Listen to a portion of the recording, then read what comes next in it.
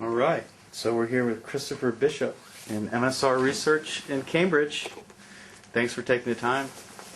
So, what's going on? What are you working on these days? Okay. What do you do? So, well, first of all, I look after the Machine Learning and Perception group. It's a group of about 20 of us. And we cover three main areas: machine learning, computer vision, and information retrieval. Nice. Excellent. So let's talk a little bit about what is machine learning exactly? Well, there's a lot of hype about machine learning, right? So computers that think and so on. We take a view of machine learning as a kind of very sophisticated statistics. So the idea is that we want to have a computer solve a problem that's too hard to be able to just write a program to do it explicitly. So let's say you want to have a computer recognize somebody's handwriting. Okay, you might try to devise an algorithm that would solve it directly by looking at the shapes of letters and so on. Well, it turns out it's just much, much too complicated. There's just too much variability in the data. People's handwriting varies too much in their example. So instead what you do is you collect lots of data, lots of examples, and then you have the computer learn from the data. So it's a very different approach. Instead of writing software to solve the problem, you write software that makes the computer adaptive and able to learn from data. So let's talk about adaptation a little bit. Does that mean that the computer is basically storing data and then understanding it so that the next time an event happens that it recognizes, it knows what to do? Right, that's kind of what's happening. It doesn't necessarily store the data. What it does is it processes all the data and looks for regularities. It looks for patterns in the data. So that when it sees some new data, it uses this understanding of that pattern, and understanding is perhaps the wrong word, it looks at the statistics of the data and then builds up a model, effectively of the underlying process that generated that data, a statistical model, and so that enables it to process correctly new data that arrives. So machine thinking, complex pattern analysis, and information retrieval. Okay, interesting. So a lot of things we do have this statistical flavour to them. So our approach to computer vision, for instance, has a strong machine learning component to it. We use a lot of examples where we learn from data in order to solve interesting problems. So that, one example would be the machine would be able to recognize its owner, For as it were? example, so For example. being able to detect faces, being able to recognize faces and so on. These would be typical applications which would be invariably tackled by machine learning type of techniques. Yeah. And so, what does it look like? I mean, these are algorithms that are using like common statistical constructs? So one way that when I'm giving an introductory tutorial, for example, on machine learning, a way that I might explain it is to imagine you've got some input variable, let's say x, and you're trying to predict some output quantity, let's call it y. So you might be looking at, I don't know, today's temperature, the weather, and you're trying to predict the temperature tomorrow, something like that. Some sort of problem where you have some inputs and some outputs. But the relationship between them may be very, very complex, much too hard in a real example to describe explicitly. So what you do is you collect lots of examples of x, the input, and you collect the corresponding examples of y, the output. We sometimes call those the labels. And then you learn the relationship between them. So that learning is a bit like fitting a function. Right? Imagine lots of data points of x and y, and you're kind of fitting a curve that fits through those data points. Then you throw the data away and you just keep the curve. And the point is that that can be very fast to compute. So in many machine learning applications, the learning phase can be computationally very intensive. You may use weeks and weeks of CPU time to process huge quantities of data in order to learn this underlying pattern in the data. Then you throw the data away, but just keep this model that you've learned. And that model can typically process new inputs extremely quickly. Absolutely. And the model, of course, is the pattern. The model describes the relationships between the patterns, that's right. Excellent. Very cool. So you just wrote, speaking of which, you just wrote a textbook, huh? Yeah. Well, I just finished. It's just been published. I'm just hugely excited about it. Very cool. So that's taken a lot of time over the last 3 years, and it's a textbook that's aimed primarily at people just starting out a PhD or people doing a master's course, perhaps advanced undergraduates. And the idea is really to capture the state of the art of machine learning and to distill out, the field is huge now, and for somebody coming into the field there's so much literature, this can be very confusing. So the idea is to distill out what I think are the key concepts in the field of machine learning and present them in a nice sort of coherent way that students can follow easily. So what are the key concepts? A few of them. What are are Okay. there like 3 key concepts, or is that? Let me give you 3 sort of advances in the field, if you like, or 3 things that I think have happened, particularly in the last few years, which I think are very exciting.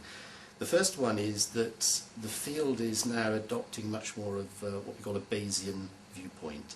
So to try to explain what a Bayesian viewpoint is, the kinds of problems we deal with in machine learning have to do with uncertainty. We're trying to solve problems where there isn't a logical right-wrong answer. Instead, we're dealing with very complex situations where the answers may be ambiguous. We may even have input data that's even sort of contradictory. And we need a way of handling this uncertainty. Sort of the opposite of traditional computer science, which deals with logic. And the framework that we use for describing uncertainty is that of probabilities, and in particular this Bayesian view of probabilities. So that says that we describe uncertainty in terms of probability. So an everyday example would be, is it going to rain tomorrow or not? Well, we don't know whether it's going to rain tomorrow, but it's been raining here in Cambridge for pretty much every day for the last 3 weeks, so it's probably going to rain tomorrow. So we can use Bayesian methods to quantify uncertainty. We can take a concept like whether it will rain tomorrow, and we can put precise numbers against that concept, and we can manipulate those numbers in a way that we can show is optimal. So that's the framework of Bayesian inference. And 10 years ago it was kind of a niche area in machine learning, and it's now become mainstream. So this new textbook really reflects the whole Bayesian viewpoint.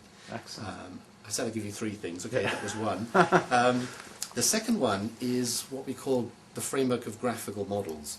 The idea is to use pictures, graphs, to describe the structure of a model that you might create.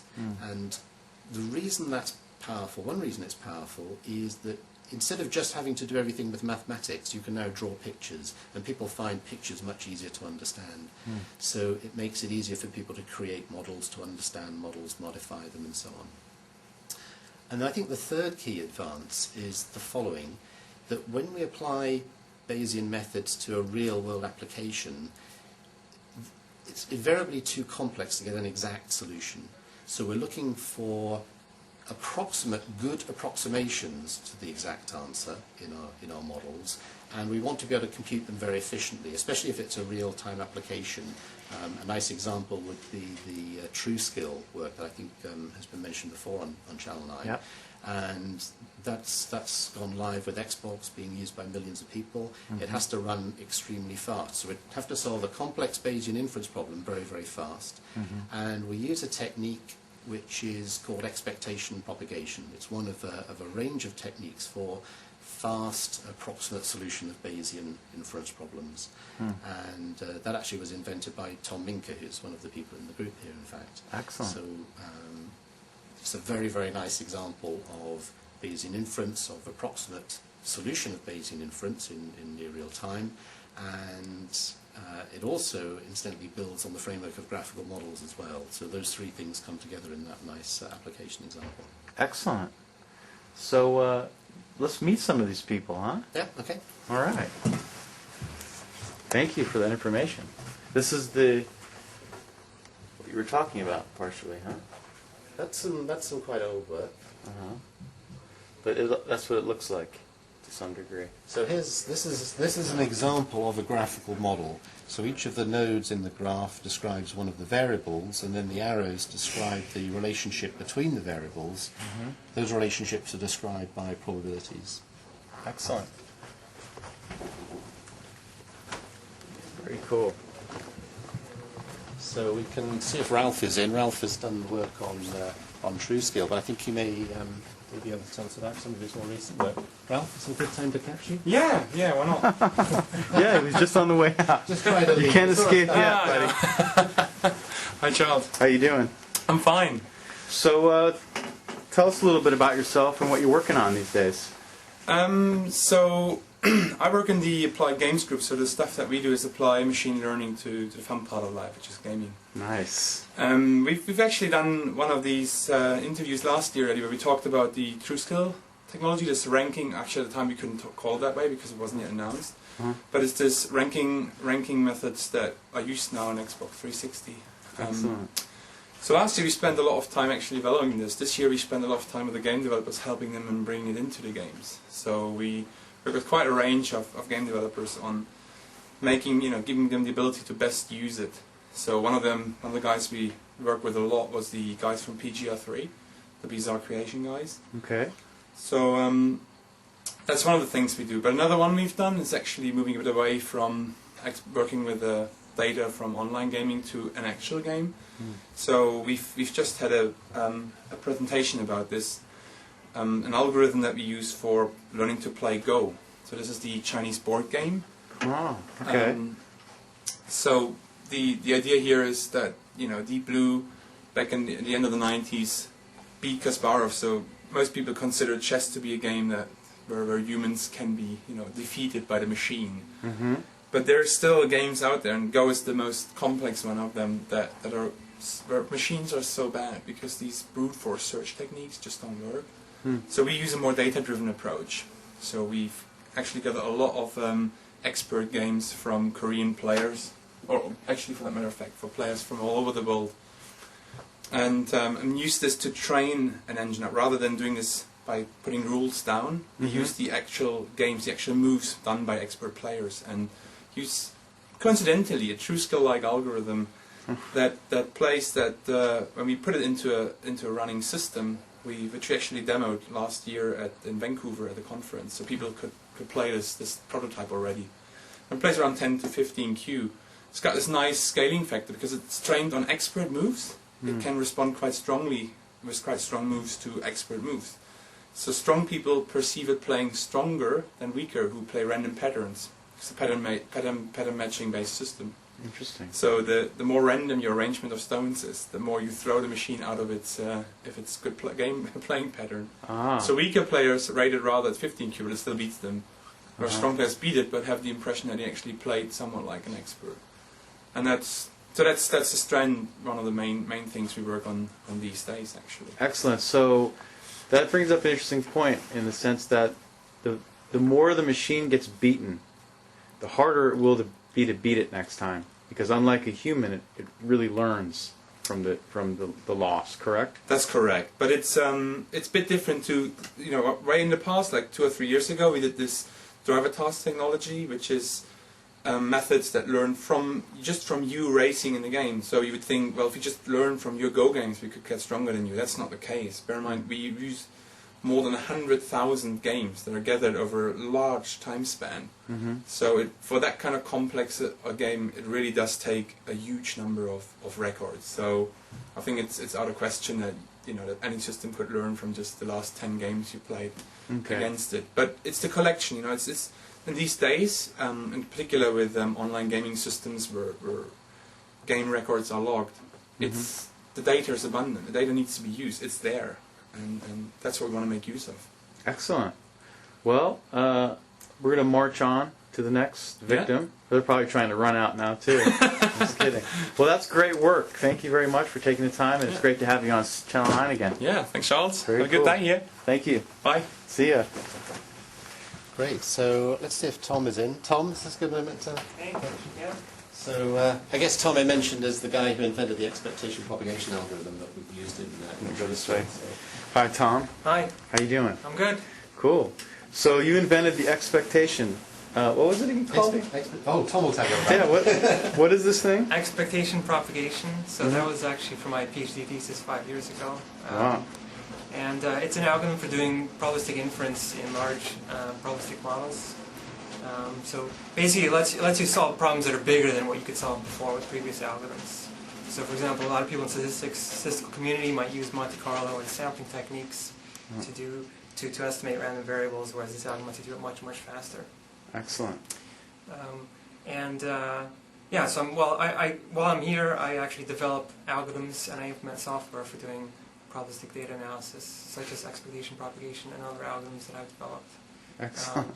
and I'm currently putting those together into a software library. Now, in the case of Ralf, he actually implemented expectation propagation directly from the paper that I wrote and from my thesis, in fact, Nice. which not everyone can do. And so what I'm doing is I'm putting that into a software library that non-experts can use directly, and then they can get these state-of-the-art methods Excellent. directly incorporated into their software, so they can do real-time data analysis within their product. And is it bound to like a language? Well, it's a .NET library, Okay. so any .NET language can use this library. Fantastic. So, interesting, very cool. And so your technique, basically you write generalized, so you're a generalist in the sense that you need an algorithm, they come to you. Exactly. But yeah. you provide sort of the statistical foundation for a lot of the work that's going right. on around here. Yeah. So I work at sort of the intersection of computer science and statistics. I make statistics run fast. Excellent. That's really cool. So but you're a computer scientist, or are you a statistician? I'm both. I have a computer science degree, but I was also a statistics professor. Aha. So. Excellent.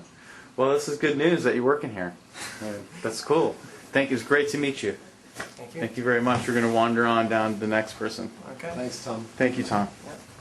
So, Wow. Very cool. So I see Andrew Blake here, just getting a cup of tea. So you can catch Andrew. That's the famous So Andrew, the famous Andrew Blake, he heads up the computer vision group.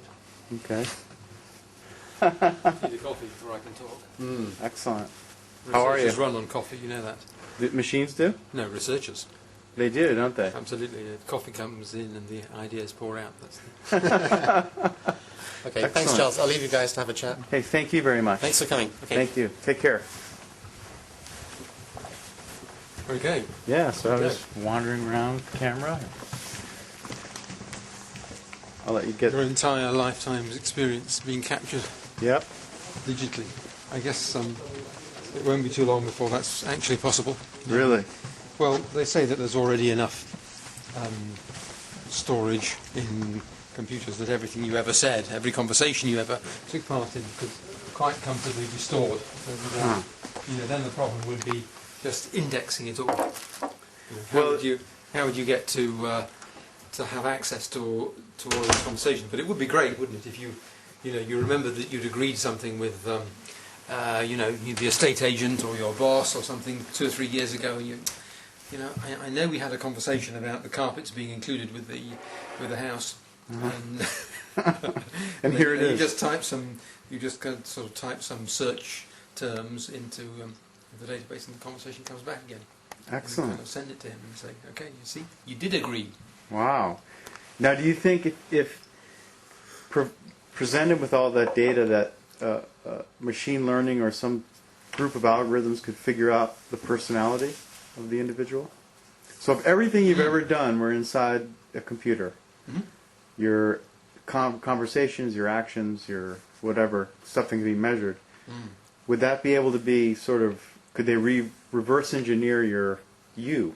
Ooh, I don't know about that. Okay. That's science That's fiction. sort of plugging back into the sort of grand dreams of artificial intelligence, and computer science and engineering has made so much progress by kind of ducking the big issues of artificial intelligence. Say, okay, let's sort of walk around the edge of this and sort of find little pieces of this puzzle that we can do now. So I mean, simulating the full kind of ability of humans to use language and to understand the semantics of what's being said, and to receive queries and put them out again with intelligence added. Those kinds of things are terribly difficult. Of course.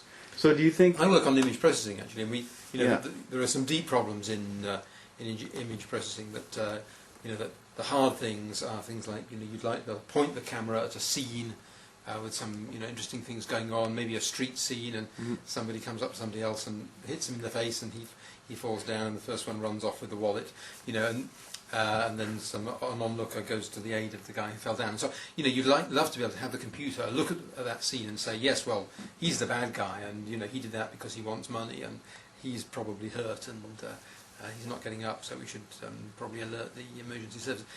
To have that kind of deep understanding of the dynamics of a scene is that would correspond to the hard AI problem. And is that the kind of thing we've been making progress? No, we've been kind of skirting around the edge of it because 20 or 30 years ago it was realised just how hard those kinds of things were. Actually, famously, an MIT professor set his student, who is now also a well-known professor, to solve vision over the summer. You know, this was back in the 70s. He reckoned by the end of the summer project it should be done. And this professor then spent the next 20 years of his professional life realising just how difficult the problem vision is. And you know, so now the community of people, which is quite big, I mean, typical international vision conference, there are 1,000 people there, all working on these problems of interpreting images, and they're all what they're doing is they're very cleverly kind of pulling off pieces of the problem. Like one piece that we work on here is stereo vision. Okay. So that's the question of you know, how it is that your two eyes help you to perceive the world in depth. Yeah. And you know, of course, it's great if you can get that to work. There are some very practical. There's very practical fallout from that if you can get it to work. One thing we're doing at the moment with the hardware group, that you may have seen that the hardware group in Redmond have produced this new camera, which is now on sale. I mean, you can click on the local store, the Argos store. We have that in the UK, and this camera is on sale. There are actually two versions of it. There's a kind of a higher price point and a lower price point. And the reason that Microsoft has got into this business of selling cameras is in large part because of the technology that we developed in this lab on stereo cameras. You see on my computer over there the two eyes next to one another, and we believe that within the next few years this is how all webcams will look. All webcams will be stereo, and people will wonder why they ever bothered with the old-fashioned kind with just one eye. Well, I mean, let's talk about that for a moment. What is the stereo? It doubles the data, right, or not? Yes. Like, what does it do? What does it mean? Right. So then the whole is more than the sum of the parts. You get so it's emergent. It's an emergent system. You get more than twice value for, and actually much less than twice the cost, because the you know, there are the subsystems in there which you have to have anyway, and the extra cost is just the cost of the extra sensor chip plus a bit of electronics to support it. So there's nothing like twice the cost of a regular camera, but in exchange you get a camera which can actually analyse what's going on in different layers of the scene. So in a teleconference or in a messenger video conversation, the camera can separate out what's in the foreground, that's me, from what's in the background, that's the environment. Excellent. So once you can do that, there are all kinds of cool things you can do. The one that I'm most excited about is that it allows the camera very reliably to frame up the person who's talking. So now the person is completely freed up to move around, but instead of kind of feeling that I'm rigidly, you know, I'm feeling a little bit constrained looking into your camera, that I have to kind of stay still. If I start darting around, it's going to be difficult for you to keep me in the view. But these new cameras don't have that problem. If you move around, the camera actually follows you. So I believe that when people get used to using this kind of camera, they'll relax much more, and it'll make video chat work much better, because you won't have the sense of having to play to the camera. You'll just be able to be yourself and relax. But another great thing which the marketing people love is that we can actually edit the video stream. So because the background and foreground are separated, we can make changes to the background without affecting the foreground, or vice versa. For example, I could decolorize the background just as an effect, just for fun. Or something more practically important is I could blur out the background. So now, if you're in my office and there's stuff on the whiteboard that I don't particularly want you to read, I can have it all blurred out by the camera. Or even more radical, we can remove the background altogether and replace it with a new background. So now, if I'm speaking from home, but I'm on a conference call, and the home is a mess, and the kids have left their toys out in the back, you don't want that to appear on this kind of rather dignified, formal conference where you want to give a good impression to your business associates. So you'd have maybe a rather dignified drape in the background with the company logo on the drape, and the whole thing looks much more appropriate, and doesn't give away the sense that you're in a domestic setting. So these are basically tracks, right? Like when you make music, and you in a 4-track recorder, I could have. Sure. I mean, is that what what the data streams look like? Absolutely, except there's a bit of a kind of miracle going on here, which is it's like I gave you the music with the tracks mixed, and the camera is actually unmixing them. Incredible. So, of course, once you've unmixed them, you've got the separate tracks, then yes, you can deal with each track separately. Excellent, and in real time. In real time. Yeah. Very cool. So let me ask you this: what does computer vision look like? How do you mean? So, what is it? What's going on? I mean, you basically it's data input that Yeah. you analyze with similar algorithms that they're analyzing. So again, it's pattern recognition, right? Is that what computer vision is? It certainly uses a lot of pattern recognition techniques, but it's an amalgam of different disciplines. There's some, pattern recognition and machine learning. There's also some three-dimensional geometry. There's also some control theory, because the things that you're looking at are dynamic. These are, a lot of the time, we're not just dealing with images, we're dealing with video, in which case being able to predict how an object will continue to move in a video, for example, an automobile, once you've got the idea that it's going along the road, you have a pretty strong sense that it's going to carry on in a similar fashion. And so control theory is all about dynamical processes. So it's kind of a matter of mixing all of these things together with some pretty demanding development skills that it takes to actually get these things to run in real time. Because for a long time, when I started in computer vision, it used to take me 24 hours to process one image. And that, at the time, you thought, well, that's life. That's what you have to put up with. One day, computers will be able to do this so much faster. Then all of a sudden, after about 20 years, I realised, we've got to that point where we can really make real-time programs that deal with images. And so, once I realised we could begin to do that, I never looked back. I love real-time. There's nothing so exciting as seeing something happening to your video stream right there before you. Excellent. Now, your field is very mathematical, correct? Yeah. Is there much work being done with fractal mechanics, if you would? Fractals, it's a fashion that comes in and out. That people It seems to be the case. Very interested in fractals for image compression at one time. Uh-huh. There was famous scientist Barnsley who kind of popularised this idea of using fractals for compression. In the end, it doesn't seem to have been the winning technology. Then it came up again in graphics. They used fractals for texture synthesis, and that was pretty good. And that's still part of the kind of standard canon of you want to make a mountain in computer graphics, then fractals are one of the best ways of doing that. Very cool. But it's not really come to the fore in computer vision at the moment. Yeah. So, what's your story? I mean, I want to get a little bit of the feeling behind, how long have you been working here? What's your background? I started, I hate to tell you this, back in 1980. You start 1980? Well, I'm not a youth. I mean, Wow. I had to be doing something in 1980, and so what I was doing is I was working for a defence electronics company in Scotland on a system that would help a helicopter to navigate just by looking down at the ground, because the alternative was a helicopter that would spray out Doppler radar signals. They didn't like that because that gave away to the opposition where the helicopter was. So the question is, can you just do it passively without emitting anything? Can you just look at the ground going by? Well, this was a kind of signals problem, but you can see how it's beginning to relate to vision, because you're actually looking at the texture of the ground, and it's a movie. The texture is kind of sweeping by, and if you can just measure reliably how fast the texture is sweeping by, you get a fix on velocity. And at the same time, I heard lectures from a wonderful scientist called Joel Trussell, who came to Scotland and gave a series of lectures on how to analyse images to get rid of the noise. So maybe you're a doctor, you took a picture of an unhealthy lung, and you want to know what's wrong with the lung, but you can't quite see clearly. And he had this wonderful mathematical account of how pictures were just matrices, and how cleaning the mess out of pictures was just a matter of manipulating matrices. And I had no idea that matrices could be so beautiful, or so tangible, that you could really, matrices seem like this very dry branch of mathematics, and yet, they can do such beautiful things. So then I thought this could be a cool area to go and do research, and that was the beginning of my academic career. So I went to Edinburgh University up in Scotland, and I did my doctorate there in computer vision. Excellent. So that was got my doctorate in '83.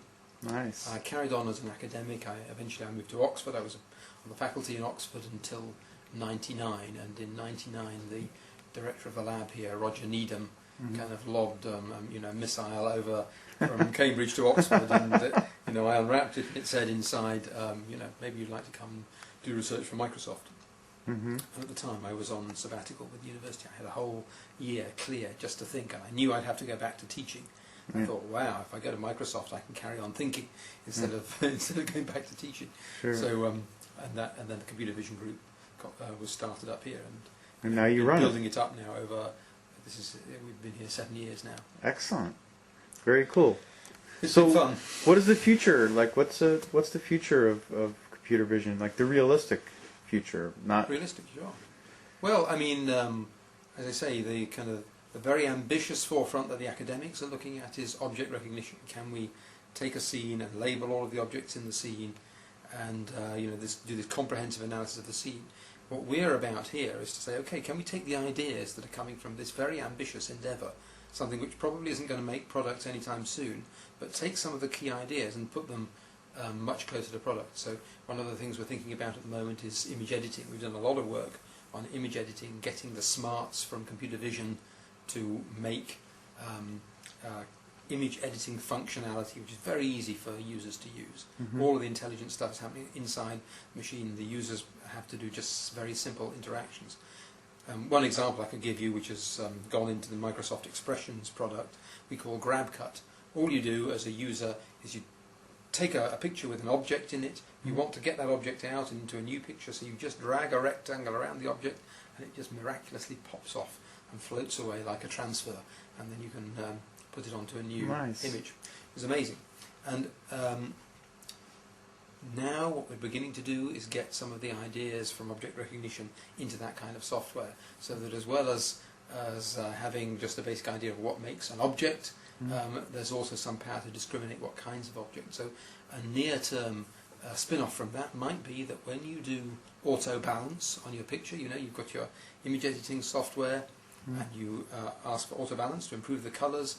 It may be that we can recognise the sky and the road and the sea and the basic elements of the image and tailor the auto balancing to each of those different textures. So you won't just get one global crude correction of the colours across the whole picture. It's going to be sensitive to what kind of material you're looking at in the picture.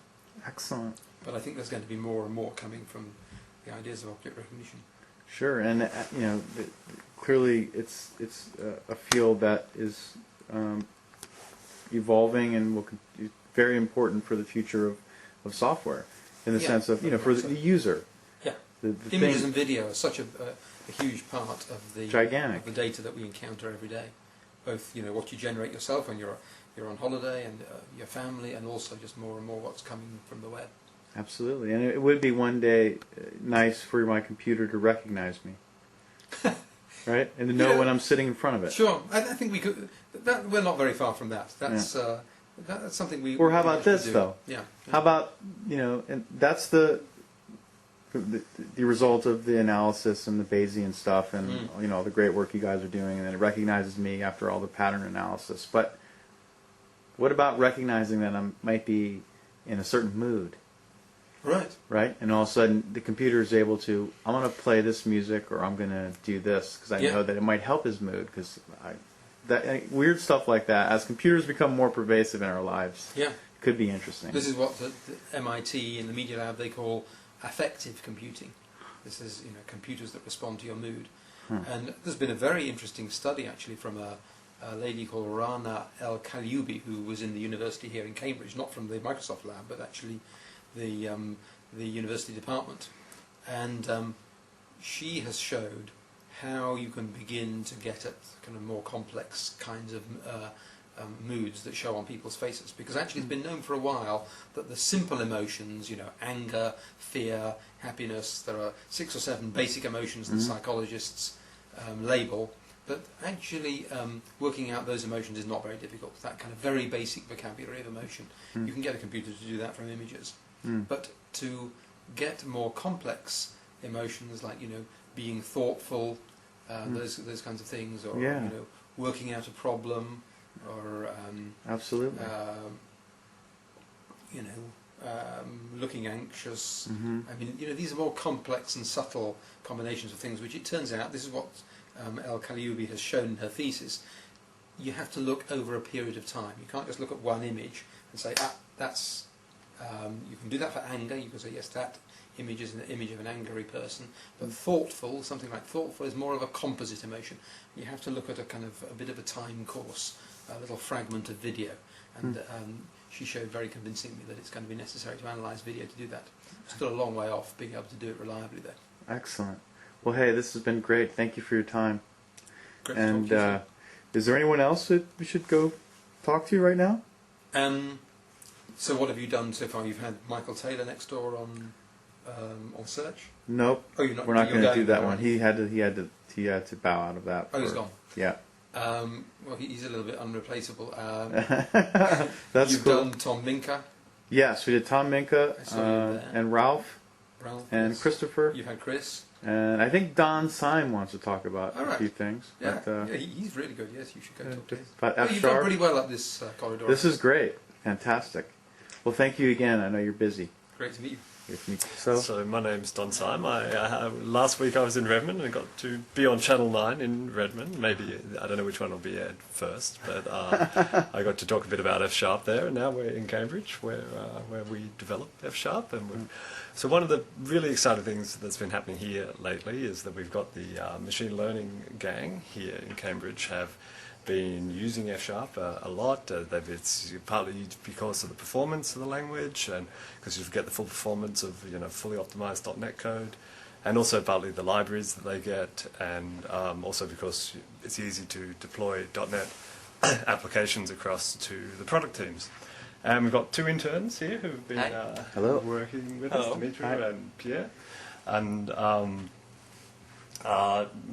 we thought we might just ask these guys how their experience has been with F sharp. doing machine learning with F Sharp. Yeah. So, what is it? Do you like? You like the language?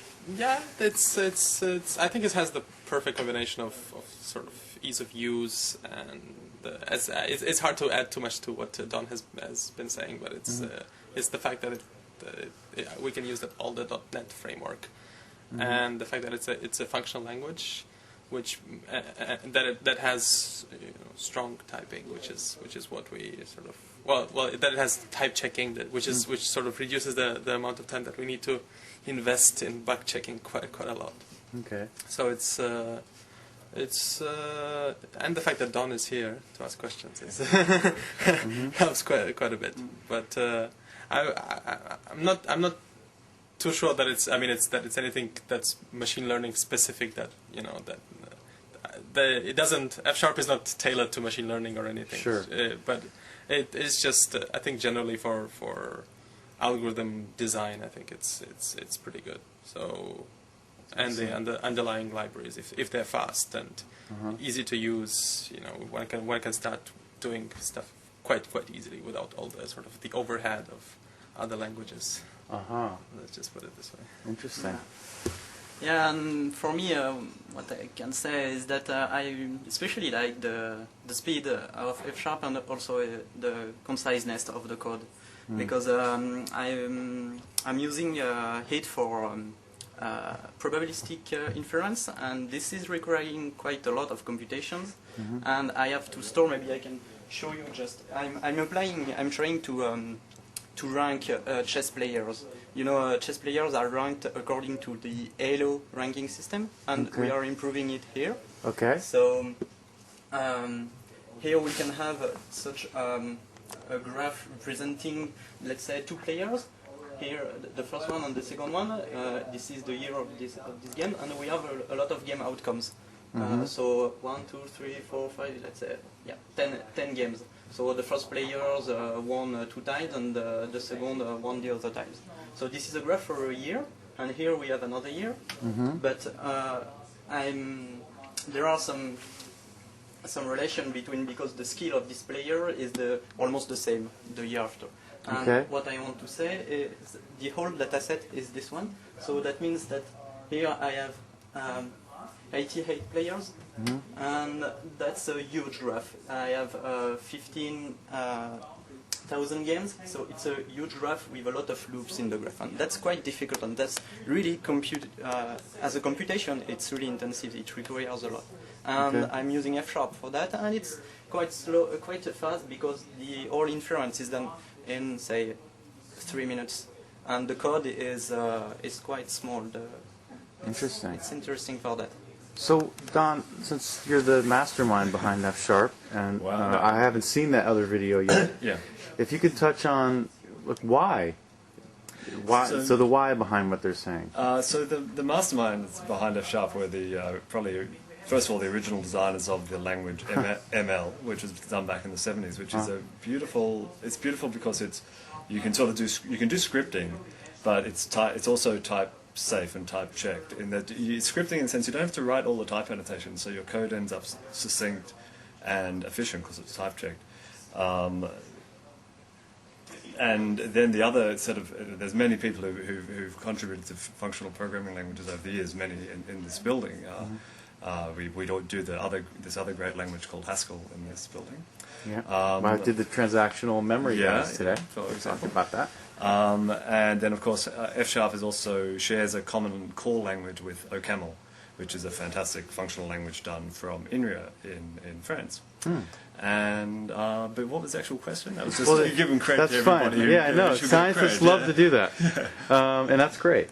Yeah. But the question was, they had mentioned that he liked using. They both liked using F Sharp, not necessarily because it's tailored specifically for the type of analysis they're doing, but because it's easier. And you can write a small amount of code, but I want to know why. What is it about the language that is the case? Okay, so when I try and explain it in terms of having a simple orthogonal set of constructs for core programming, in particular having the use of functions as values and just runs throughout the programming, throughout programming, and simplifies many sort of complicated puzzles just become sort of get condensed to their essence in some way, and you can just concentrate on the essence of an algorithm because you're using constructs like tuples, lists, functions. It's just programming in the small, but the things work together very nicely. And then the type inference also just means that your code is just not cluttered. We've got some great tools that F Sharp provides, like the Visual Studio plugin does on-the-fly type checking. There's a couple of little quirks as these guys found when they first started using them, but you get used to them and then you start kind of... it's really nice to have this on-the-fly type checking and compilation.